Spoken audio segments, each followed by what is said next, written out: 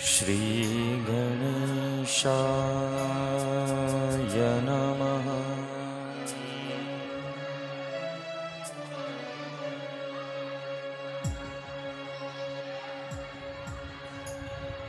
नारायणं नमस्कृत्य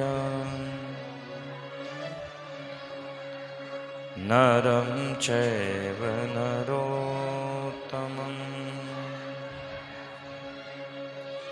देवीं सरस्वतीं व्यासं ततो जयमुदीरये।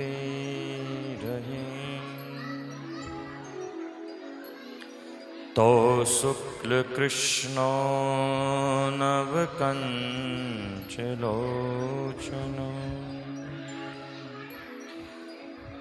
चतुर्भुजो रववल्कराम्बरो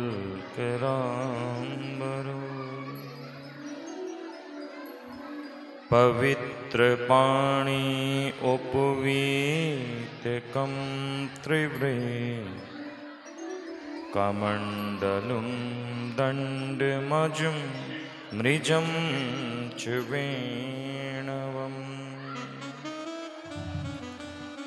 भक्तिभक्त भगवन्त गुरु चतुर्नाम वपुहे इनके पग वंदन किए नासत विघ्न अनेक। बोलिए बाल कृष्ण लाल की जय। बोल साचे दरबार की जय। तो आइए एक क्षण सभी श्रोता वृंद भगवान के चरणों का वंदन करते हुए अपनी मन और वाणी को पवित्र कीजिए। दोनों हाथों से तालियों की सेवा के संग में बोले बाल कृष्ण लाल की जय। बोले भागवत भगवान की जय जय।